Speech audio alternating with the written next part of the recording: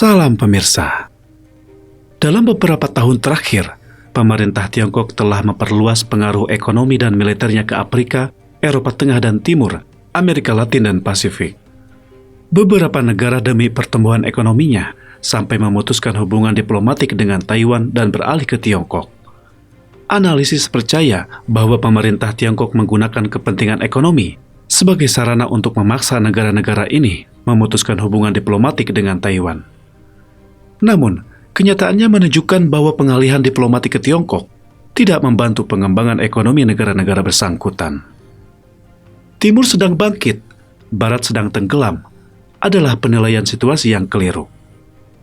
Pada saat Forum Kepulauan Pasifik diadakan di Suva minggu lalu, Tiongkok dan negara-negara Kepulauan Pasifik juga mengadakan dialog politik terpisah dengan tema Dialog Partai Politik Negara-negara Kepulauan Tiongkok Pasifik. Tetapi negara-negara ini menolak perluasan pengaruh Partai Komunis Tiongkok.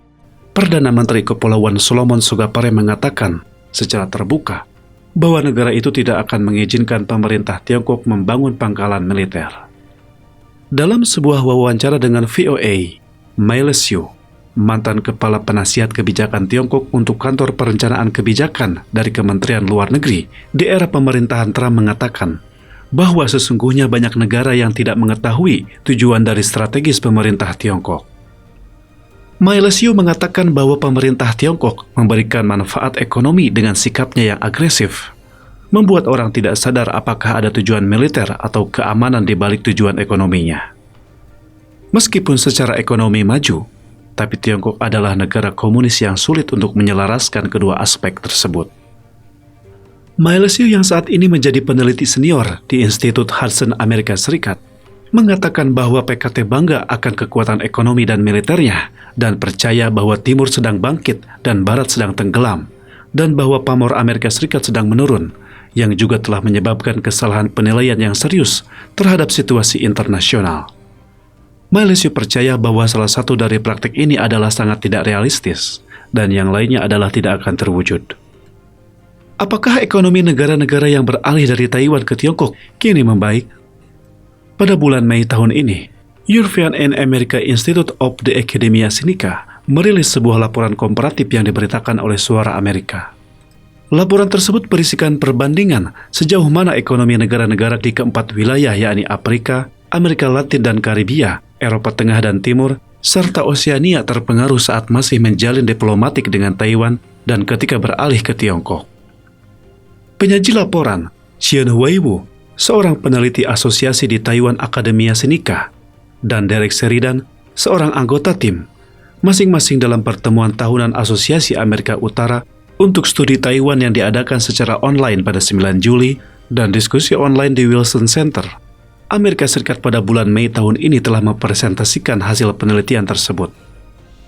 Xian Huiwu mengatakan bahwa cara paling efektif untuk membujuk negara-negara ini agar beralih ke pangkuan Beijing adalah dengan iming-iming ekonomi, terutama menggunakan 3 cara ini: paksaan ekonomi, bantuan diplomatik, dan kegiatan perdagangan dan investasi.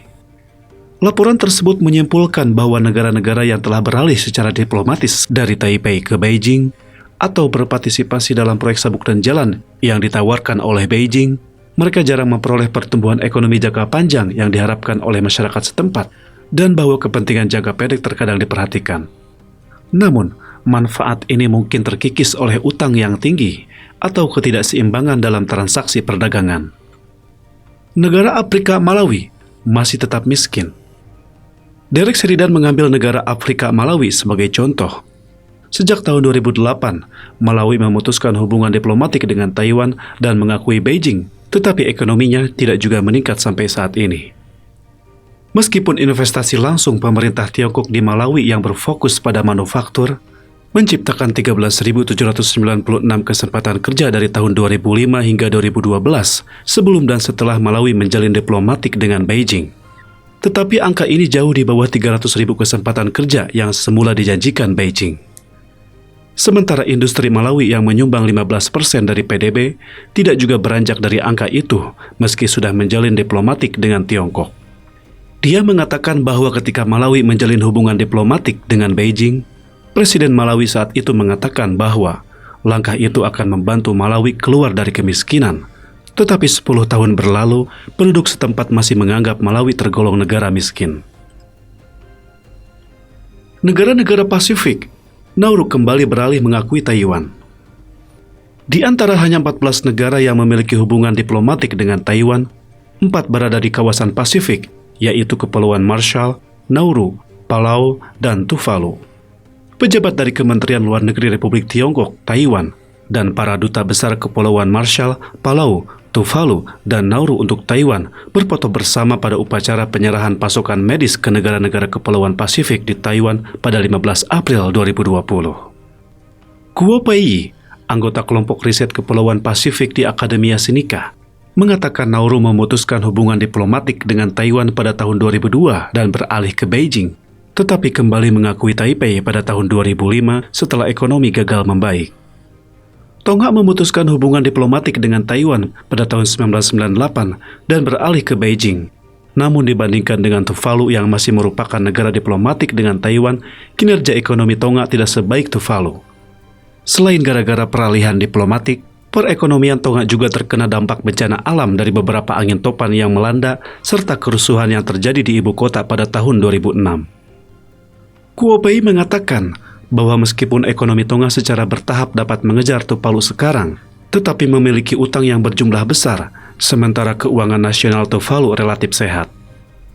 Samoa, sekutu lama Beijing, melihat ekonominya tumbuh secara signifikan setelah tahun 2000, mungkin karena bantuan dari dana pemerintah Tiongkok, tetapi setelah mencapai puncaknya pada tahun 2006, ekonomi Samoa mulai melambat dan stagnan dalam 10 tahun kemudian.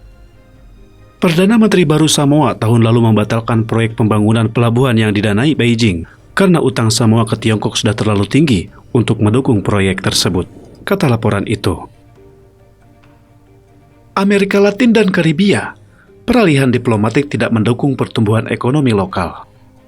Peneliti juga menyimpulkan situasi yang dialami negara-negara di Amerika Latin dan Karibia, menyebutkan bahwa bukti tidak mendukung hipotesis bahwa pengalihan diplomatik akan membantu ekonomi lokal. Costa Rica, Dominika, dan Grenada setelah mengakui Beijing mengalami pertumbuhan ekonomi yang lebih lambat daripada negara-negara yang mempertahankan hubungan diplomatik dengan Taiwan, menurut analisis laporan tersebut. Defisit perdagangan Costa Rica dengan Tiongkok telah meningkat, dan ekonomi mereka semakin terpengaruh oleh pembatalan Tiongkok atau penangguhan proyek yang telah disepakati sebelumnya. Derek Sheridan mengatakan, para peneliti melakukan analisis perbandingan dari 2 masalah yang dihadapi 7 negara di Amerika Latin yang kehilangan hubungan diplomatik dengan Taiwan sebelum dan sesudah pemerintahan Partai Progresif Demokrat. Pemerintah Chen Shui-bian kehilangan 3, pemerintah Tsai Ing-wen kehilangan 4, dengan 8 sekutu diplomatik Taiwan yang tersisa. Yang pertama adalah negara-negara yang diplomasinya telah beralih ke Beijing. Hasil analisis menunjukkan bahwa tidak terbukti pengalihan diplomatik telah membantu pertumbuhan ekonomi negara-negara itu.